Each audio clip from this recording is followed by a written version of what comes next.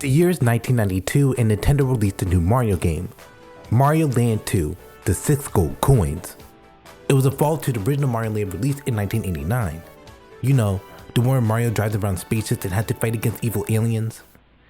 Yeah, this game did a lot of things differently. But there was one problem. Mario Land 2 didn't have an antagonist. Throughout Mario's legacy, he fought against all types of villains, but it's now time to introduce a new foe. Someone that acted as a rival to Mario. That was the complete opposite in every way.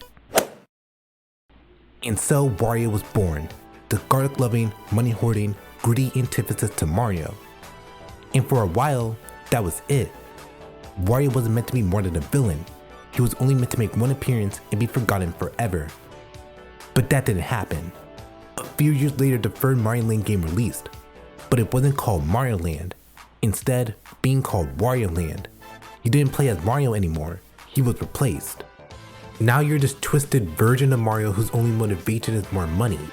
But it gets deeper than that, going on to span not only one, but two different franchises, appearing in multiple spin-offs, games, and even a graphic novel. Wario is hard to understand. This seemingly random character going on to become one of Nintendo's most popular entities doesn't make any sense. There had to be something special about Wario, something that makes him different. If I ever hope to understand why Wario is, I have to fully commit myself. I played through every single Wario game, researched every appearance he's made, every game he's referenced in. I even read the graphic novel, all to find the truth behind this character. And it all starts with one game.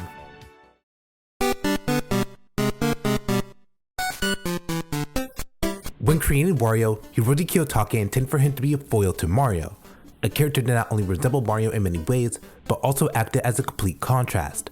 And we see this in Wario's first appearance. After rescuing Princess Daisy in Mario Land 1, he returned to his private island called Mario Land, only to find that his longtime arch rival Wario has casted an evil spell over the entire island. Okay, look, the games only get weirder from here on out. This is only the beginning.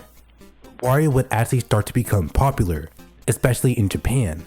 The graphic novel I mentioned earlier sets up the events depicted in Mario Land 2, showing the two growing up together during their childhood, with Wario feeling that though the relationship has been one-sided and wants revenge 20 years later. This rise in popularity eventually translated into gaming.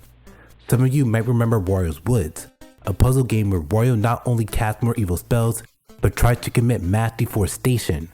But did you know that he was the main villain of a Bomberman game released in Japan, where Wario traveled through different universes in order to find and steal treasure? This is all real, I'm not making any of this up. With all of this recent success, it only helped to continue Wario's story. So in 1994, he continues his journey in Wario Land, Mario Land 3, a direct follow-up to the last game, but with Wario as the playable character. And it's not even close to the original. For starters, Wario's playstyle is completely different from the Mario Land games. Sure, the levels are still slow, linear, and repetitive, but that's it. The enemies are different, your moveset is different, and for some reason, completing a level costs money. The power-ups are a great example of this. In the Mario Land games, power-ups are used to help the player progress further in the levels, but aren't necessary in order to beat the game. In Wario Land, however, power-ups are a crucial part of progression. Each power-up changes how Wario plays, allowing you to solve puzzles and find secrets that you would have otherwise missed. Speaking of secrets, there are so many hidden things for you to find. Treasure, levels, hidden bosses, whatever this thing is. Wario Land changed how Mario games worked. It took the formula and flipped it, making something that far surpassed any Mario game. But what about the story? Well, that's where things get iffy. The story isn't bad by any means, it's just creative to put it best. Following the events after Mario Land 2, Wario wants to build his own castle. The only problem is that he's left completely broke. So in an attempt to get rich, he devises a plan to steal a giant statue of Princess Peach, only to find that Captain Syrup and the Brown Sugar Pirates have already stolen the statue. So now, Wario has to travel across different worlds while fighting off loads of enemies to reclaim the stolen treasure. But it doesn't stop there. After defeating the final boss and reclaiming the statue, Mario just swoops in on his branded helicopter, takes the statue, and then looks directly at you before taking off. One thing that the game does really well is having multiple endings. Depending on how much gold you make by the end of the game, Wario can end up with either a birdhouse or an entire planet. And you have to give your money to this really big genie who you fought earlier at the final boss. Also, he looks like the genie from Mario Party 4. The resemblance is kind of uncanny, and he also summons these mini versions of himself, and you get the point, the game is weird. Wario Land isn't a perfect game. There's still much left to be desired, but at the first game in the Wario Land series, it's honestly a pretty solid title. Taking the classic formula from the Mario games and innovating with tons of new ideas, bursting out with so much charm and creativity, being hailed as one of the best Game Boy games of all time, selling over 5 million copies worldwide. And with the recent success, Wario's next big adventure would come shortly after.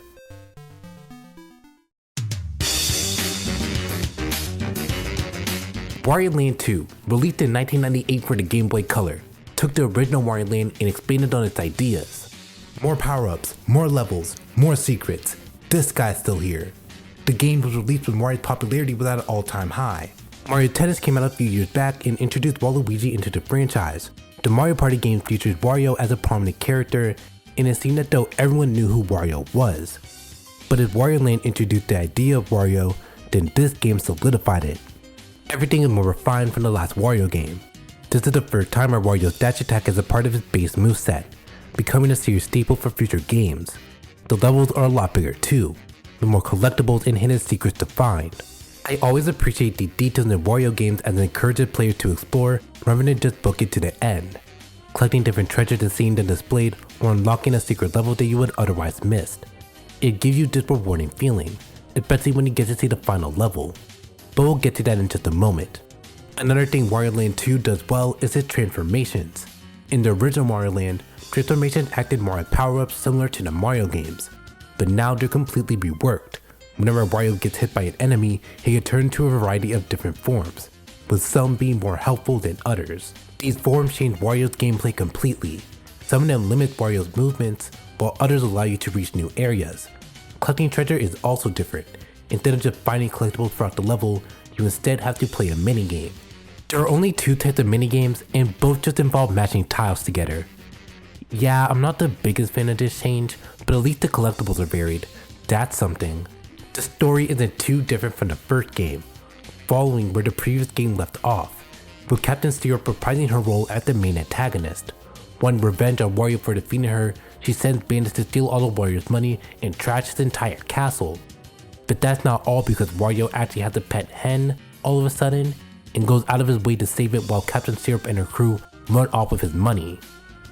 But at least we know Wario values other stuff more than just his wealth. But that's not it, because if you collect all 50 treasure pieces and complete all of the hidden levels, you get to unlock the final stage. And it's something, I guess. Compared to the rest of the game, this level is a huge jump in difficulty, being this big convoluted maze with a time limit. And don't get me started on the weird faces imprinted on the walls. If you look it up, the official Wario Land 2 wiki said that they are petrified remains of fallen enemies. Yeah, when I said the games only get weirder, I meant it. This game is nowhere near normal, but that doesn't matter. It's genuinely fun and has a lot of charm to it. One of the challenges during development of the Wario Land series was separating the game from Mario, and the team did a really good job with that. Every idea is original, the gameplay has more variety compared to its counterpart, the levels are much bigger, and I forgot to mention this, but the game has 0 game overs. It doesn't even have a life system. Every time you get hit, you just lose coins, which is still punishing, but at least I don't have to restart the level whenever I mess up. And I like that. I couldn't find any interviews of Hiroji Kiyotake discussing the Wario Land series, but considering how ambitious these games were, I'd imagine he wanted the Wario games to rival Mario, to stand right beside these monumental pieces of gaming history rather than being looked down upon as if these games would never live up to what came before. Hiroji and the rest of the development team wanted to create something special with these games. Behind all the weird storylines and questionable design choices are a team of people that actually care about the product they make, and wanted to create an experience that players would look back at fondly.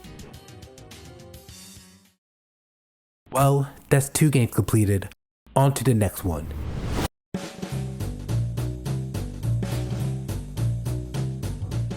Wario Land Free, also released for the Game Boy Color during the year 2000, and compared to the last two games, this one is definitely different.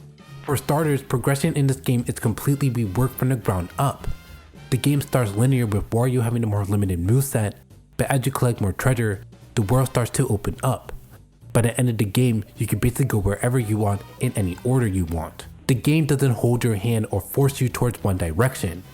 It actually works great for the third entry in the Wario Land series. It's a natural progression for what the games have been built up on so far. Roji was also working as the lead director for the Metroid games, which follow a similar progression system, so it makes sense that he borrowed these ideas and implemented them into Wario 3's core. I couldn't find an interview where Hiroji actually mentioned this because the man only did 3 interviews during his entire career, and 2 of them were about Metroid. But when you look at these games side by side, they're practically identical. The only difference is that Wario Land 3 puts more emphasis on finding secrets. Unlike the first 2 games where secrets were treated as this fun optional side choice that only affected the ending, in Wario Land 3, treasure is directly tied to progression. In every level there are 4 colored treasure chests that Wario has to find.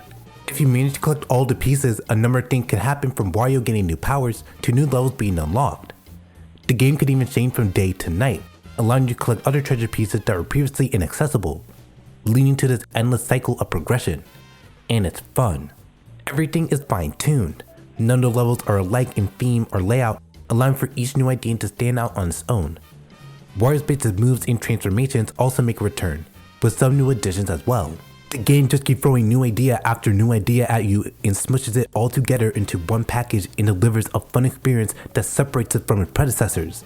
But considering the Wario Land series as a whole, Wario Land 3 feels like a natural progression. Gameplay wise at least. Story wise, not so much. While flying on his personal airplane, Wario suddenly crash lands on a mysterious island and finds a magic music box that transports him into another world, where an ominous floating head informs Wario that he was once the great ruler of the music box until an evil spirit stripped him away of all his powers, and if Wario collects all 5 music boxes, the floating head promises him to bring him back to his original world, including all the treasure he collects. Are you following along? Because it gets even weirder. After you collect all 5 music boxes, it turns out that the floating head was actually an evil clown named Rudy who just appears at the very end of the game. I'll admit, this isn't my favorite Wario Land plot. The last 2 games kept a clear, concise storyline, and this game just breaks that, which is fine at first, but the story is so random to the point where I'm left with more questions than answers. Overall, Wario Land 3 is a great game. It continues the exploration-based gameplay from the previous games while expanding on the idea of what a Wario game is, introducing new forms of progression and questionable story decisions. But Wario Land 3 would also set an unprecedented trend for Wario as a character. Remember how I mentioned that Wario Land sold over 5 million copies? The thing is, that's the best the series has ever performed. Wario Land 2 sold a little under 1.5 million, and Wario Land 3 barely sold over 2 million. Wario's popularity was slowly decreasing. He didn't have the same reach as he once had, and by the 2000s, Wario was slowly fading away from the public eye. But luckily during 2001, that would all change with the release of Wario Land 4. This is my favorite Wario Land game, hands down.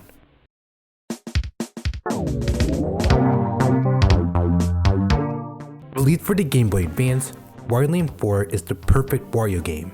It just gets so much right from the level design to the gameplay, even the animation is perfected. Truly a chef's kiss. Wario's standard moveset returns, but now it's more fluid. Moving in and out between jumps and dashes feels more natural than it did in previous games, and you just flow through levels more easily. The game wants you to go fast. Everything has a time limit.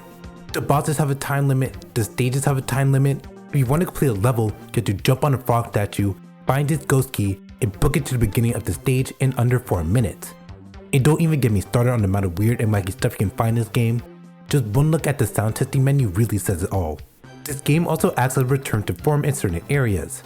Whereas Wario 3 took a non-linear approach, this game acts as the complete opposite, opting for a more linear style of progression, with levels only having one clear path towards completion, and 0 secret levels. The game also reintroduces the health system from the original Wario Land, but yet surprisingly still has no game overs. In an era where platforms were all about brutally punishing you whenever you made any mistake, the Wario Land series never does that. If you manage to lose all your health, you're just sent back to the beginning of the level rather than the entire world. But don't be mistaken because you'll be dying a lot.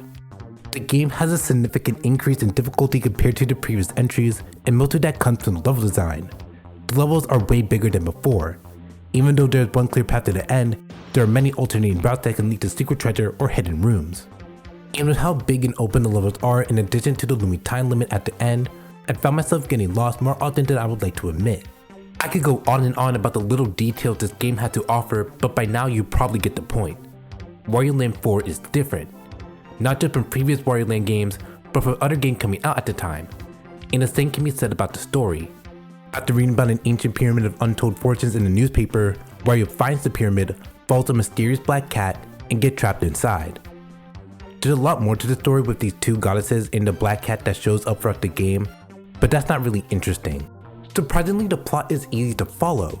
There's no convoluted twists or disturbing secret levels, instead putting more focus on the gameplay. And it works pretty well for the series. I have always preferred the gameplay when it comes to the Wario Land games, as that's what makes a Wario game a Wario game. Sure, the stories can be fun in their own way, but the magic of these games comes from how they play. They reinvented what it means to be a platformer. Not only that, but a Mario platformer at best. And with Wario Land 4 taking a more speed/movement based approach to gameplay, the series opens up new opportunities as to what it means to be a 2D platformer, with certain games in the future taking inspiration from the Wario Land series.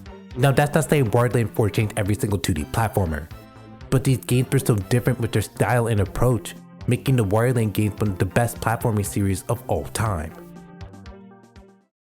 But that's enough said. We have 2 more Wario Land games left, each one being completely different from one another. The next few years brought more challenges to Wario. After Wario Land 4, it was clear that Nintendo didn't know what they wanted to do with him. He was just put as a side character in spin-offs and occasionally made cameos in other games such as Densetsu no Starfruit Free or Yoshi's Island where he's a baby. Nintendo would later attempt to bring Wario back into popularity during 2003 with the release of 2 games. The first one is WarioWare, which took a completely different focus from the original Wario games, diverging from platforming to minigames, with different challenges and modes that you could play with your friends and a new supporting cast. But the second game is the one I want to focus on, as it took all of the previous Wario Land games, threw them in a dumpster, and lit it on fire.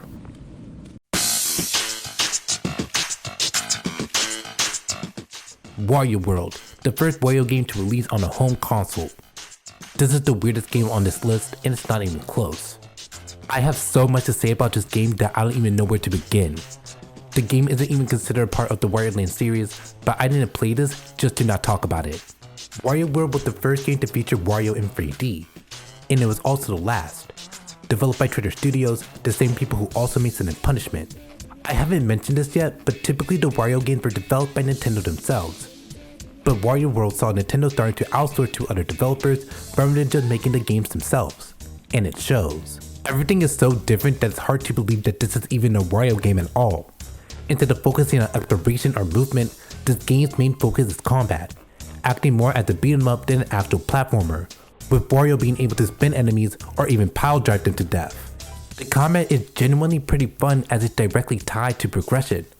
There are these doors placed throughout the level that lead to treasure, and the only way you can access them is by performing a pile drive, or these pedestals where Wario can spin enemies to reach new areas. Combat is incorporated into basically every part of the game, and since the moves are so fun to pull off, it never feels stale. This may be the weirdest Wario game, but it's definitely the most creative to say the least. And don't get me started on the boss design. You fight a giant lizard in a thong to this weird floating head. My favorite one is this flying baby angel, and what I find so interesting about this fight is that it's right after the graveyard level. If you don't see it, I can't help you. The story doesn't even get any better. The entire plot is explained through scrolling text, and the final boss is just a floating gem that shoots laser beams. Despite how unconventional Wario World can be, none of its ideas are bad. The game is actually well thought out, and its creativity makes it more memorable. Wario World isn't a bad game. It's just weird, and that's okay. The Wario games that we talked about have been anything but normal, so it's actually nice to see a Wario game that fully embraces the craziness of this franchise. Also, if you 100% the game, you get this cutscene.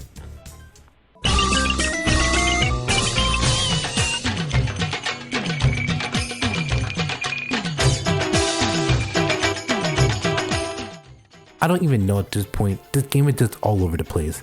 On to the next one.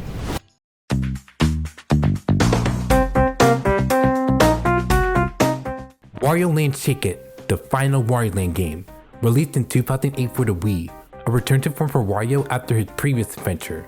Other than motion controls, the game isn't too different from Wario Land 4, gameplay wise at least. Linear-based level design makes a return in addition to time limits. But the true emphasis of this game are the motion controls, because Nintendo felt like they had to incorporate motion controls into everything.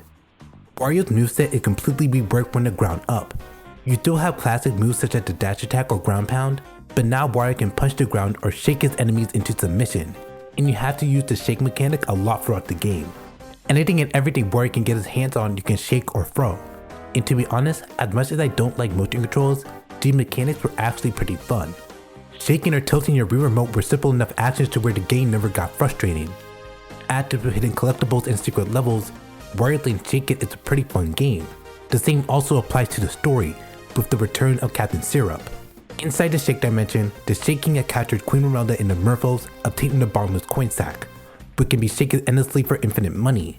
And when one of the Merfolds escapes and begs Wario for help, he just can't say no to the idea of infinite money and enters the Shake Dimension. Yeah, Captain Syrup isn't the main antagonist, rather acting as a supporting character, but it's still nice to see her added back into the series. The game definitely had the most simple plot out of all the Wario games, but it still works. What I really like about this game are the animated cutscenes. Obviously, Wario Land Shake It ditches the old pixely look of the Game Boy games in favor of a hand-drawn style, and it looks a lot better. I mean, just look at the animation. Chef's kiss. The cutscenes are also pretty cool since they're fully animated and look gorgeous, but I think the animators knew what they were doing. Overall, as great of a game Wario Land Shake It is, it's honestly the most forgettable in my opinion. The game doesn't have a ton of new stuff to offer. It actually gets rid of some Wario Land staples like transformations or alternate endings. The game is still fun, but when compared to all of the other Wario games, I don't see myself returning to this one anytime soon.